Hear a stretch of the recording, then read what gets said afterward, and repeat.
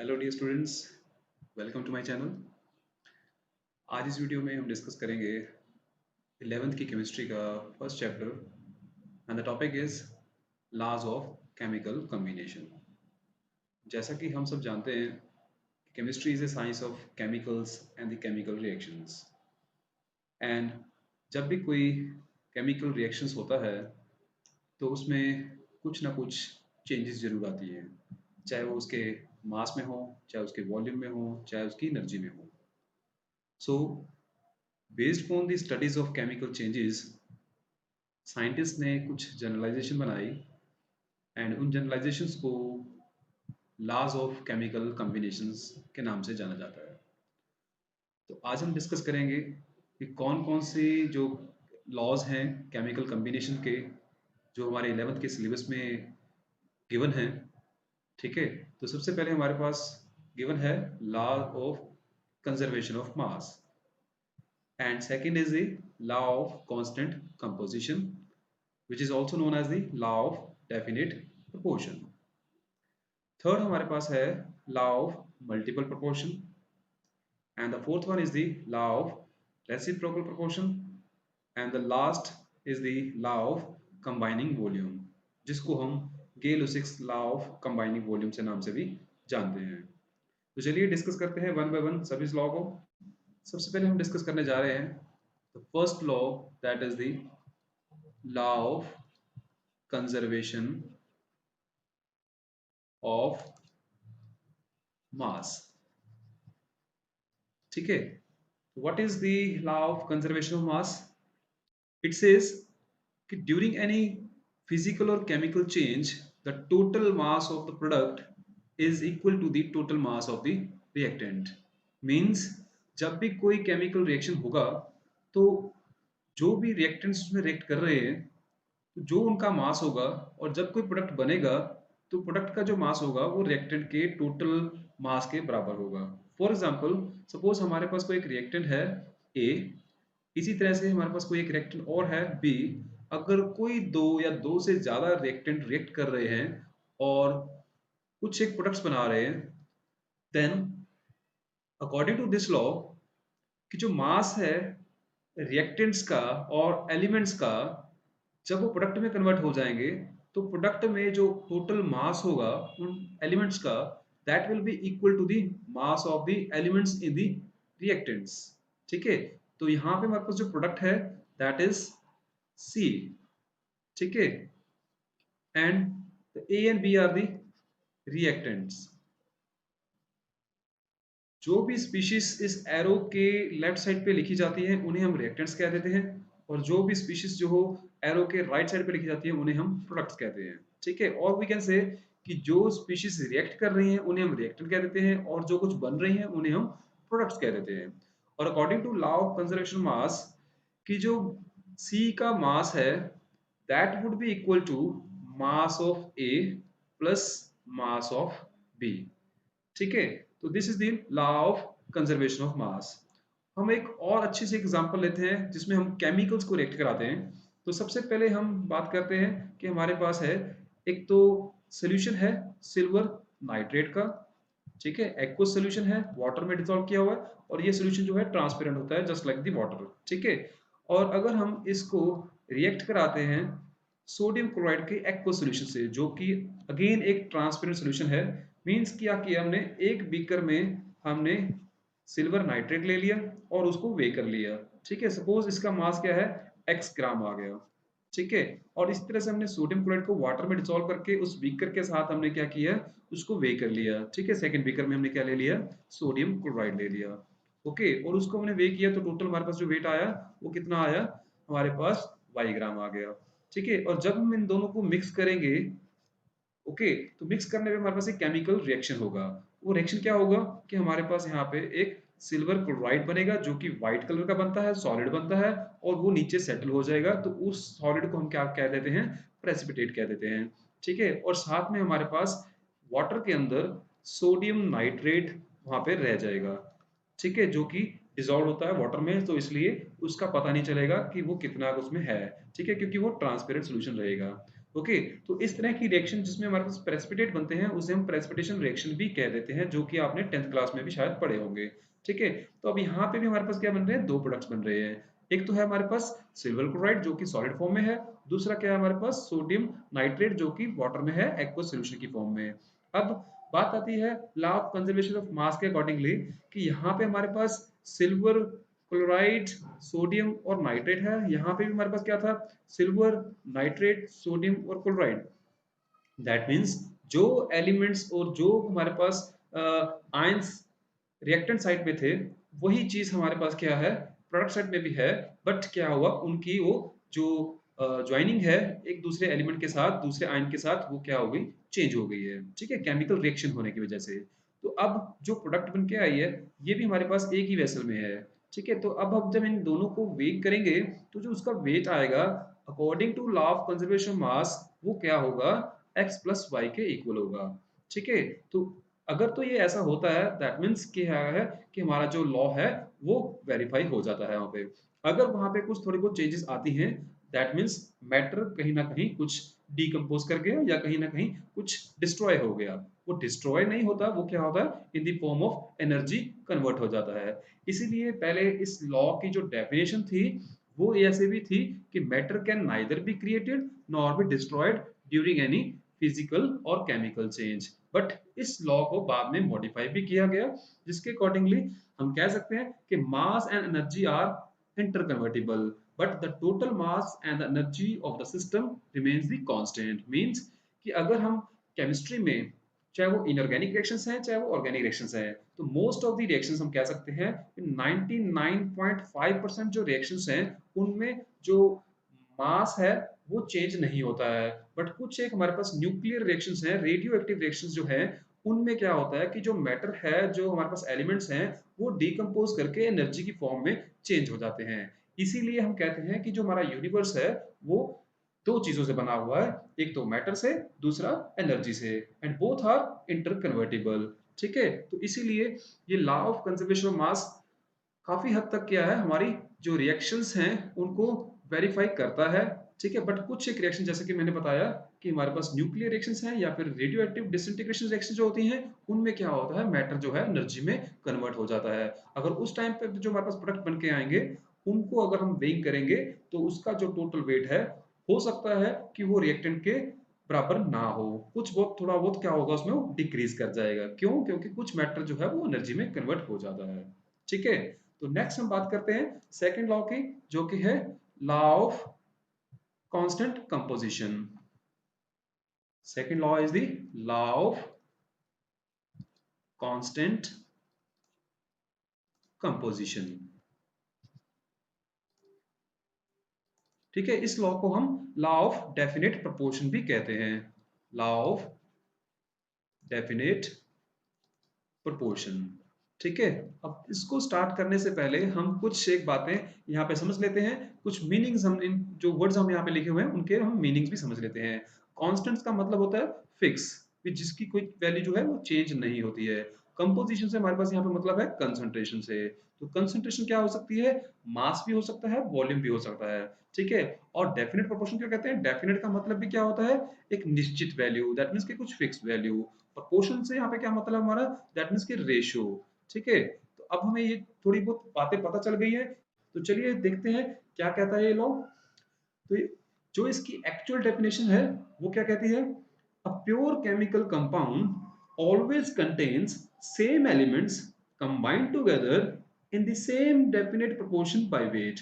Means कि जब भी कोई एक केमिकल कंपाउंड बनेगा किसी भी मेथड से बने वो, ठीक है, तो उसके अंदर जो भी एलिमेंट्स होंगे, ठीक है, तो वो आपस में हमेशा एक फिक्स रेशियो में होंगे बाय वेट। जैसे कि हम बात करते हैं कार्बन डाइऑक्साइड की। ठीक है, तो कार्बन डाइऑक्साइड का फॉर्मूला क्या होता है, CO2। ठीक है, अब ये कार्बन डाइऑक्साइड जो है इसमें हमारे पास एक कार्बन है और क्या है, दो हमारे पास ऑक्सीजन है, एक कार्बन और दो ऑक्सीजन हैं। अब कार्बन डाइऑक्साइड जो है कई मेथड से बन सकती है। जैसे कि सबसे पहले हमारे पास एग्जांपल जो है यहाँ पे कि अगर हम कोल को या वुड को जिसमें टोटली क्या होता है कार्बन ही होता है, अगर हम उसको एक्सेस ऑफ ऑक्सीजन की प्रेजेंस में हीट करते हैं तो क्या होता है कि हमारे पास वहाँ पे कार्बन डाइऑक्साइड गैस बनती है। ठीक है, यहाँ पे जो मैंने ये ट्रायंगल बनाई है इसका मीनिंग होता है हीट करना। ओके, तो जब भी कार्बन को, कोल को, कोक को जब भी ऑक्सीजन की प्रेजेंस में बर्न किया जाता है तो कार्बन डाइऑक्साइड बनती है। ठीक है, इसी तरह से अगर हम कैल्शियम कार्बोनेट जो कि एक व्हाइट कलर का कंपाउंड होता है, ठीक है, इसको हम जब हीट करते हैं तब भी हमारे पास क्या बनता है, एक तो कैल्शियम ऑक्साइड बनता है प्लस साथ में कार्बन डाइऑक्साइड गैस निकलती है।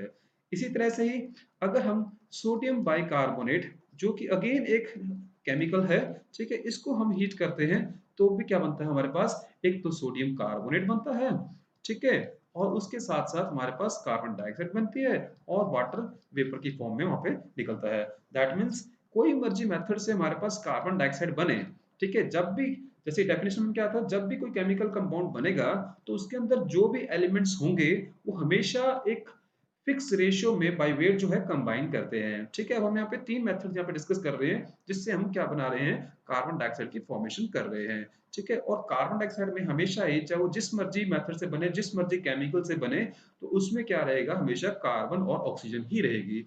और कार्बन डाइऑक्साइड में हमेशा क्या रहेगा, कार्बन कितना रहेगा, 1 होगा, और ऑक्सीजन कितनी होंगी, 2 होंगी। अगर हम बात करते हैं इनके वेट की, तो कार्बन का जो हमारे पास वेट होता है दैट इज 12 ग्राम। ओके, और एक ऑक्सीजन का वेट कितना होता है, 16 ग्राम। और अब यहाँ पे हमारे पास दो ऑक्सीजन है तो टोटल वेट कितना हो जाएगा, 32 ग्राम। ठीक है, और अगर हम उनकी वेट की रेशियो की बात करें तो कार्बन और ऑक्सीजन की जो रेशियो है यहाँ पे कितनी हो जाएगी, 12:32, और we can say it is 3:8 ratio.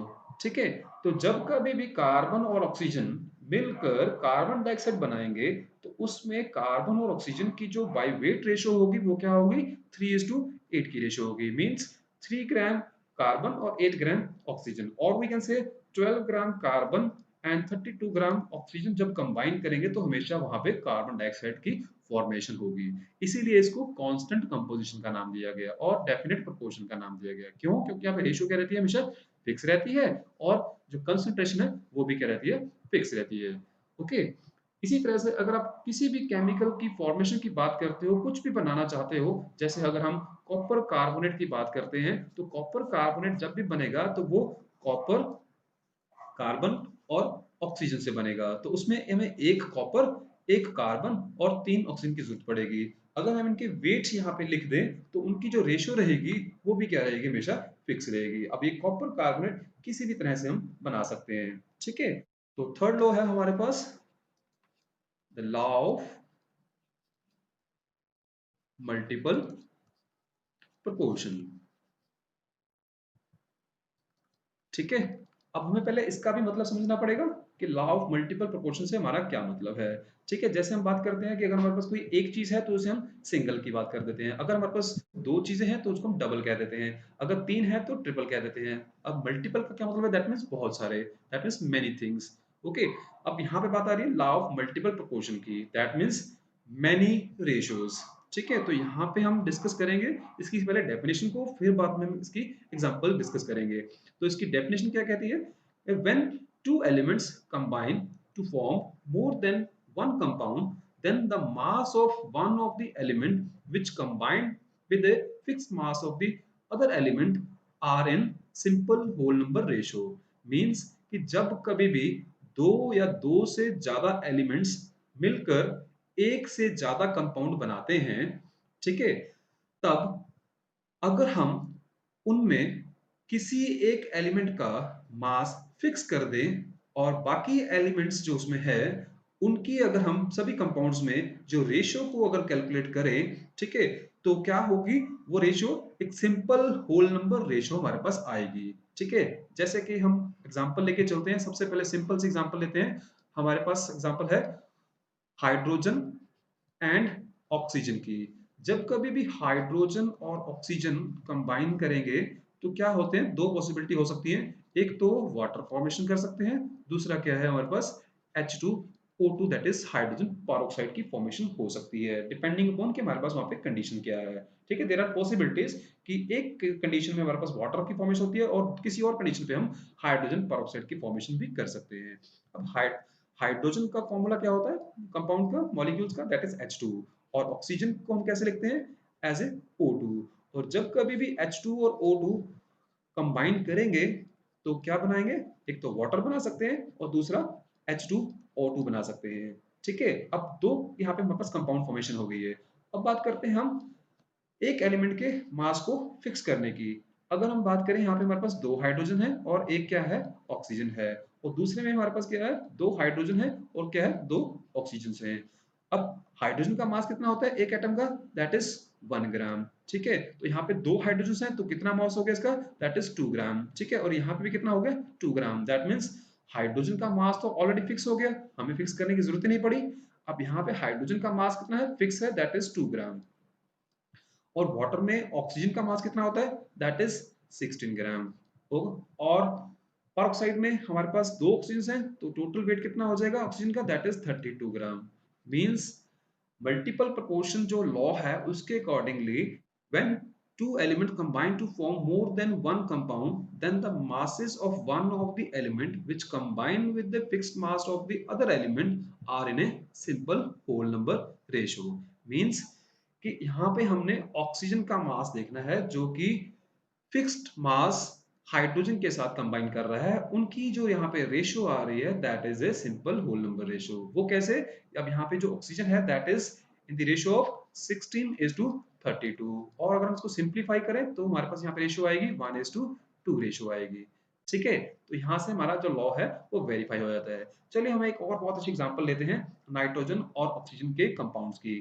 ठीक है, whenever nitrogen and oxygen combines, ठीक है, तो वो क्या बनाते हैं, पांच तरह के कंपाउंड की फॉर्मेशन करते हैं। कैसे, एक तो हमारे पास जो बनता है दैट इज N2O, ओके, जिसको हम नाइट्रस ऑक्साइड कह देते हैं। इसी तरह से हमारे पास एक कंपाउंड और फॉर्मेशन हो सकती है दैट इज NO, जिसको नाइट्रिक ऑक्साइड कहते हैं। इसी तरह से ही हमारे पास एक कंपाउंड जो है नाइट्रोजन और ऑक्सीजन से बन सकता है दैट इज N2O3, जिसको नाइट्रोजन ट्राइऑक्साइड भी कहते हैं। और चौथा कंपाउंड जो हम बना सकते हैं दैट इज N2O4, जिसको नाइट्रोजन टेट्रा ऑक्साइड कहते हैं। और सिमिलरली हम एक नाइट्रोजन पेंटा ऑक्साइड भी बना सकते हैं। ठीक है, तो ये पांच कंपाउंड जो है नाइट्रोजन और ऑक्सीजन से बन सकते हैं। ओके, तो अब हमने कैलकुलेट करना है नाइट्रोजन और ऑक्सीजन का जो हमारे पास वेट है। अब नाइट्रोजन के एक एटम का जो वेट होता है दैट इज 14 ग्राम। ठीक है, और ऑक्सीजन के एक एटम का जो वेट होता है दैट इज 16 ग्राम। ठीक है, अब देखते हैं कि इसमें हमारे पास जो नाइट्रोजन है उसका वेट कितना है। तो यहाँ पे हम लिखेंगे वेट ऑफ नाइट्रोजन और यहाँ पे हम लिख देते हैं वेट ऑफ ऑक्सीजन। ठीक है, अब सबसे पहले कंपाउंड में हमारे पास दो नाइट्रोजन आ रहे हैं। एक नाइट्रोजन का अगर 14 ग्राम है तो दो नाइट्रोजन का कितना हो जाएगा, 28 ग्राम। ठीक है, और इसमें हमारे पास एक नाइट्रोजन है तो इसमें नाइट्रोजन का वेट कितना हो जाएगा, 14 ग्राम। तो थर्ड वाले में हमारे पास कितने नाइट्रोजन है, टू नाइट्रोजन, सो अगेन हमारे पास यहाँ पे क्या आ जाएगा, 28 ग्राम। अगेन हमारे पास दो नाइट्रोजन है तो अगेन 28 ग्राम, और लास्ट वाले में भी क्या है हमारे पास 28 ग्राम। अब बात आती है ऑक्सीजन का वेट कितना है। एक ऑक्सीजन के एटम का वेट होता है 16 ग्राम, तो यहाँ पे हमारे पास एक ही ऑक्सीजन है तो यहाँ पे हमारे पास वेट आ जाएगा 16 ग्राम। सेकंड वाले में भी एक ही ऑक्सीजन है तो यहाँ पे कितने आ जाएंगे, 16 ग्राम। और थर्ड वाले में हमारे पास तीन ऑक्सीजन हैं तो 16 × 3 दैट इज 48 ग्राम। फोर्थ वाले में 4 है तो इट विल बी 64 ग्राम। और लास्ट वाले में हमारे पास क्या है, 5 ऑक्सीजन है तो हमारे पास यहाँ पे वेट कितना हो जाएगा, that would be the 80 grams. ठीक है, अब बात आती है लॉ की। तो लॉ क्या कह रहा था कि हमें एक एटम का मास जो है वो फिक्स करके बाकी जो दूसरा एटम है उसकी जो रेशियो है उसको देखना पड़ेगा, और वो क्या होगी, हमारे पास सिंपल होल नंबर रेशियो होगी। ठीक है, अब यहाँ पे हमारे पास चार कंपाउंड्स हैं जिनका जो वेट है वो 28 ग्राम आ रहा है, बट एक हमारे पास कंपाउंड ऐसा है जिसका जो वेट है दैट इज 14 ग्राम आ रहा है। तो हम क्या करें, अगर हम बाकी सभी कंपाउंड्स को 2 से डिवाइड कर दें तो सबका वेट क्या हो जाएगा, 14 ग्राम हो जाएगा। और या फिर हम क्या कर सकते हैं कि जो जो सेकंड वाला कंपाउंड है जिसमें नाइट्रोजन का वेट 14 ग्राम आ रहा है, इसको हम 2 से मल्टीप्लाई कर दें, दैट मींस डबल ले लें, तो सबका वेट जो है डबल हो जाएगा। तो चलिए हम इसको क्या करते हैं, 2 से मल्टीप्लाई कर देते हैं। अगर हम इसको 2 से मल्टीप्लाई करेंगे दैट मींस दो नाइट्रोजन हो जाएंगे और दो ऑक्सीजन हो जाएंगे, तो नाइट्रोजन का वेट भी क्या हो जाएगा, डबल हो जाएगा, 28 हो जाएगा। और ऑक्सीजन का वेट भी क्या हो जाएगा, डबल हो जाएगा, दैट विल बी दी 32 हो जाएगा। ठीक है, अब सभी में जो नाइट्रोजन का वेट है वो क्या हो गया, 28 ग्राम हो गया। That means mass of one of the element is fixed now. ठीक है, now let us calculate the ratio of second element in all the compound। Okay, तो यहाँ पे हमारे पास जो है ऑक्सीजन का वेट कितना है 16, सेकंड वाले में अब कितना हो गया 32, और थर्ड वाले में कितना है 48, देन 64 और 80। ठीक है, अगर हम सभी को 16 से डिवाइड कर देते हैं तो यहाँ पे क्या हो जाएगा 1, सेकंड वाले में 2, थर्ड वाले में 3, फोर्थ वाले में 4 एंड फिफ्थ वाले में 5। देखिए यहाँ पे क्या हो रहा है, अब जो ऑक्सीजन की जो रेशो है सभी कंपाउंड्स में वो क्या हो गई, एक सिंपल होल नंबर रेशो हमारे पास यहाँ पे आ गई है। दैट मीन्स हमारा जो लॉ है, लॉ ऑफ मल्टीपल प्रोपोर्शन, वो फिर से वेरीफाई हो जाता है। ठीक है, अब चलते हैं नेक्स्ट लॉ के तरफ, that means the law of reciprocal proportion. The fourth law is the law of reciprocal proportion। ठीक है, अब ये लॉ क्या कहता है, इसकी क्या डेफिनेशन है, पहले हम वो स्टडी करते हैं, उसके बाद हम एग्जांपल्स करेंगे। तो अकॉर्डिंग टू दिस लॉ कि when two elements combine separately with a fixed mass of the third element, the ratio in which they do so will be same or some simple multiple of the ratio in which they combine with each other। मतलब क्या है, इसका मतलब ये है कि जब भी कोई दो एलिमेंट किसी तीसरे एलिमेंट के फिक्स्ड मास से कंबाइन करेंगे तो दैट मीन्स वहां पे दो कंपाउंड्स बनेंगे, और उन दोनों कंपाउंड्स में जो उन दो एलिमेंट्स जो कि तीसरे एलिमेंट से कंबाइन कर रहे थे उन दो एलिमेंट्स की जो रेशो होगी, और जब वो दोनों एलिमेंट्स आपस में कंबाइन करेंगे तो उस कंपाउंड में जो उनकी रेशो होगी वो या तो जो तीसरे एलिमेंट से कंबाइन करके जो हमारे पास कंपाउंड आया था उनमें जो उनकी रेशो थी उसके बराबर होगी, या फिर क्या होगी, एक सिंपल मल्टीपल रेशो होगी। जैसे कि मैं एक सिंपल से एग्जांपल ले रहा हूँ ए एंड बी की। तो सपोज हमारे पास एक एलिमेंट ए है, दूसरा एलिमेंट बी है, और ये क्या करते हैं जब आपस में कंबाइन करते हैं तो एक ए बी फॉर्मेशन करते हैं। ठीक है, अगर ये दो element, element A and element B, किसी तीसरे एलिमेंट के फिक्स्ड मास से क्या करते हैं कंबाइन करें, तो क्या करेंगे, जब ए सी से कंबाइन करेगा तो ए सी बनाएगा, और बी जब सी से कंबाइन करेगा तो क्या करेगा, बी सी फॉर्मेशन करेगा। ठीक है, अब इसमें भी ए है इसमें बी है, अगर हम इन दोनों एलिमेंट्स में जिसमें कि सी की जो रेशो है, जो सी का जो अमाउंट है वो फिक्स है, तो अगर हम ए और बी की जो रेशो कैलकुलेट करेंगे यहाँ पे, ठीक है, और जो जब आपस में ये कंबाइन करके ए बी फॉर्मेशन कर रहे हैं, इसमें हम जो ए बी की रेशो देखेंगे, या तो वो रेशो क्या आएगी, इसके बराबर आएगी, या फिर क्या होगी, सिंपल मल्टीपल होगी। ठीक है, तो चलिए एक बहुत अच्छी सी हम केमिकल रिएक्शन लेते हैं तो उससे हमें और भी क्लियर हो जाएगा। तो हमारे पास यहाँ एग्जांपल है sulphur element and oxygen element की।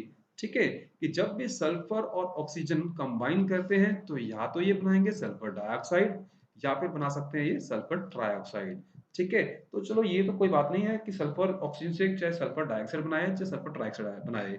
बात आती है कि जब हम इसको तीसरे एलिमेंट, सपोज हमने यहाँ पे हाइड्रोजन ले लिया, ठीक है, अब हाइड्रोजन का हमने यहाँ पे एलिमेंट ले लिया जिसका हम वेट क्या करेंगे, यहाँ पे फिक्स करेंगे। ठीक है, तो जब सल्फर और हाइड्रोजन कंबाइन करते हैं तो यहाँ पे H2S बनाते हैं। दैट मीन्स 2 ग्राम जब हाइड्रोजन से सल्फर कंबाइन करेगा तो वहां पे H2S फॉर्मेशन होगी। इसी तरह से अगर 2 ग्राम हाइड्रोजन से ऑक्सीजन कंबाइन करेगा तो क्या बनाएगा, ये वाटर की फॉर्मेशन करेगा। अब दोनों में देखा जाए तो क्या आ रहे हैं, हमारे पास हाइड्रोजन सेम आ रहे हैं, दैट मीन्स वहां पे जो हाइड्रोजन का वेट है वो क्या है, फिक्स्ड है। ठीक है, 2 ग्राम है। और जो सल्फर और ऑक्सीजन की जो रेशियो है यहाँ पे, अगर उनका वेट लिखते हैं तो सल्फर का वेट जो होता है दैट इज द 32 ग्राम, और ऑक्सीजन का वेट होता है 16 ग्राम। ठीक है, तो अगर हम सल्फर और ऑक्सीजन की रेशियो देखें H2S और H2O में तो वो कितनी आ रही है, 2:1 आ रही है। और अगर हम बात करते हैं कि सल्फर और ऑक्सीजन जब कंबाइन करके सल्फर डाइऑक्साइड बनाते हैं तो उस टाइम जो सल्फर और ऑक्सीजन की जो रेशियो होती है वो कितनी होती है, 32:32 होती है। दैट मीन्स 1:1 होती है। अब ये जो रेशियो आ रही है 1:1, ये बिल्कुल बराबर तो नहीं है उसके, बट मल्टीपल रेशो है एक। ठीक है, सिंपल मल्टीपल रेशो है। मींस अगर हम सल्फर और ऑक्सीजन की रेशो दोनों में कैलकुलेट करते हैं, दोनों में फाइंड आउट करते हैं तो वो कितनी आ रही है, 2:1:1 आ रही है, और we can say it is 2:1 आ रही है। ठीक है, क्लियर। और अगर हम कंपेयर करते हैं सल्फर ट्राइऑक्साइड के साथ, तो सल्फर ट्राइऑक्साइड में जो हमारी सल्फर और ऑक्सीजन की जो रेशियो है वो कितनी आ रही है, 32:48। दैट मीन्स इट इज 2:3 आ रही है, ठीक है। और अगर हम कंपेयर करते हैं इसके साथ तो क्या आती है, 2:1:2:3। दैट मीन्स हमारे पास यहाँ पे 3:1 की रेशियो आ रही है, तो जिससे हमारा जो लॉ है वो वेरीफाई हो जाता है। अब चलते हैं नेक्स्ट लॉ की तरफ, जो कि है लॉ ऑफ कंबाइनिंग वॉल्यूम, जिसको हम simply गै-लुसाक्स law of combining volume भी कह देते हैं, ठीक है। तो फिफ्थ लॉ है the law of combining volume, ठीक है। तो ये जो लॉ है that was postulated by the गै-लुसाक, एक साइंटिस्ट थे, ठीक है, जिन्होंने 1808 में एक एक्सपेरिमेंट किया था कुछ गैसेस के साथ, ठीक है। तो वहां पे उन्होंने कुछ बहुत ही अच्छी चीजें देखी, जिसको उन्होंने यहाँ पे एक लॉ के फॉर्म में पुट फॉरवर्ड किया, ठीक है। सो क्या कहता है law, it states that when gases react together or produced in a chemical reaction, they do so in a simple ratio by volume to one another and to the volume of products, provided all gases are at same temperature and pressure. Means जब कभी भी gases react करेंगी या फिर formation होगी gas की किसी भी केमिकल रिएक्शन में, तो वो ऐसा वॉल्यूम्स की रेशियो में करेंगी। मीन्स अगर वो कंबाइन करेंगी तब भी वॉल्यूम की रेशियो में कंबाइन करेंगी, अगर वो उनकी फॉर्मेशन होगी तब भी वॉल्यूम की फॉर्मेशन में ही होगी, ठीक है। एग्जांपल लेते हैं हम यहाँ पे हाइड्रोजन क्लोराइड गैस की, ठीक है। जब कभी भी हाइड्रोजन गैस और क्लोरीन गैस कंबाइन करती हैं तो क्या बनती है हमारे पास, 2HCl गैस की फॉर्मेशन होती है। मीन्स कि one volume of hydrogen gas, when it combined with the one volume of chlorine gas, it forms the two volumes of hydrogen chloride gas, ठीक है। मीन्स एग्जाम्पल के तौर पे अगर हम 100 ml, मीन्स कि जब हाइड्रोजन और क्लोरीन कंबाइन करती हैं तो हमारे पास क्या होगा, डबल द वॉल्यूम जो हमारे पास क्या होता है, हाइड्रोजन क्लोराइड गैस का फॉर्मेशन होता है। मीन्स कि अगर हमने यहाँ पे 100 ml जो है हाइड्रोजन गैस ले ली और 100 ml ही हमने क्या ले ली है, क्लोरीन गैस ले ली है, तब जाके हमारे पास क्या बनेगी, 200 ml जो है हाइड्रोजन क्लोराइड गैस बनेगी, ठीक है। इसी तरह से ही जब भी कभी हाइड्रोजन गैस और ऑक्सीजन गैस कंबाइन होगी तो वो क्या करती है, वाटर की फॉर्मेशन करती है, ठीक है। अगर हम इसको बैलेंस करें तो हमारे पास क्या है, that means two volumes of hydrogen gas combine with the one volume of oxygen gas and it produces the two volume of water vapours, ठीक है। मीन्स कि अगर हमने यहाँ पे सपोज के 2 लीटर, ठीक है, हाइड्रोजन गैस ली है और 1 लीटर हमने ऑक्सीजन गैस को मिक्स की है, तो तब जाके हमारे पास क्या बनेगा, ये 2 लीटर हमारे पास वाटर की फॉर्मेशन होगी। इसी तरह से ही अगर हम बात करते हैं अमोनिया गैस की फॉर्मेशन की, तो जब अमोनिया गैस बनती है तो वो इस तरह से बनती है कि एक मॉलिक्यूल जो है नाइट्रोजन का और दूसरा जो तीन मॉलिक्यूल जो है हमारे पास हाइड्रोजन गैस के रिएक्ट करते हैं और हमारे पास दो मॉलिक्यूल जो है अमोनिया गैस के बनते हैं। मींस कि अगर हम एक वॉल्यूम नाइट्रोजन गैस का लेते हैं और 3 वॉल्यूम जो है हाइड्रोजन गैस के लेते हैं, तब जाके हमारे पास 2 वॉल्यूम जो है अमोनिया गैस की फॉर्मेशन होती है, ठीक है। तो ये था लॉ ऑफ कंबाइनिंग वॉल्यूम, जो कि गै-लुसाक ने पुट फॉरवर्ड किया था 1808 में, ठीक है। तो ये था आज का टॉपिक। होप कि आपको ये समझ में आया होगा, बहुत अच्छे से मैंने एक्सप्लेन करने की कोशिश की है। अगर आपको ये वीडियो अच्छा लगा तो प्लीज़ इसे लाइक कीजिए और अपने फ्रेंड्स के साथ इसे शेयर कीजिए, और यस, हमारे चैनल को सब्सक्राइब करना ना भूलिए। Thank you, have a nice day.